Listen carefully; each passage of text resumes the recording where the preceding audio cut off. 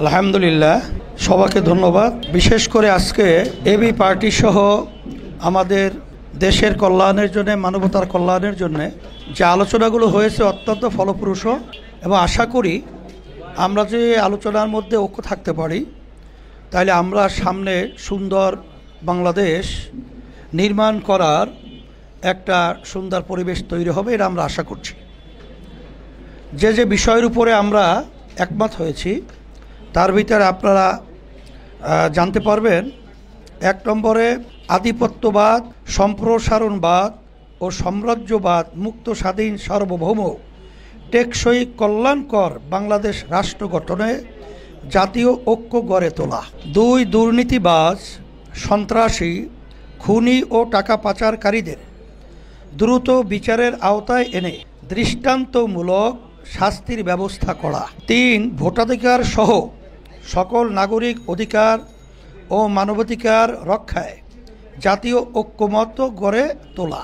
4, প্রয়োজনীয় সংস্কার শেষ করে দ্রুত সময়ের মধ্যে সুষ্ঠু ও গ্রহণযোগ্য নির্বাচনের ব্যবস্থা করা। 5, দ্রব্যমূল্যের ঊর্ধ্বগতি রোধ এবং আইন শৃঙ্খলা স্বাভাবিক করে নিয়ে আসা। 6, আওয়ামী ফ্যাসিবাদ বিরোধী সকল শক্তি দেশ পুনর্গঠনে ঐক্যবদ্ধভাবে কাজ করা। 7, আওয়ামী ফ্যাসিবাদ বিরোধী শক্তিগুলো একে অপরের বিরুদ্ধে আঘাত করে কথা না বলা। 8, আগামীতে যাতে আওয়ামী লীগের মতো আর কোনো ফ্যাসিবাদী শক্তি ক্ষমতায় আসতে না পারে সে ব্যাপারে ঐক্যবদ্ধ থাকা।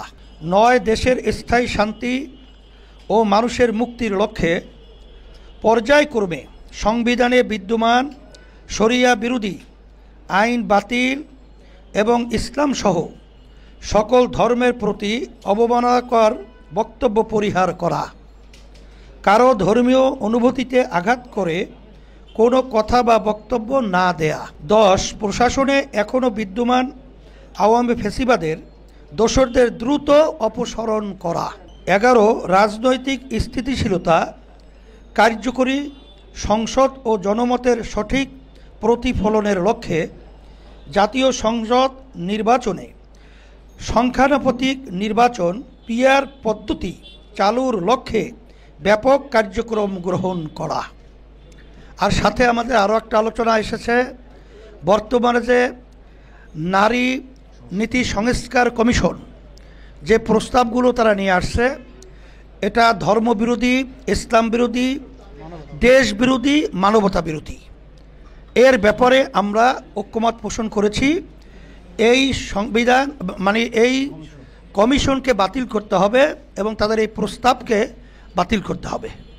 এ ব্যাপারে আমরা একমত ঐক্যমতে পৌঁছেছি। শুকরিয়া, ধন্যবাদ।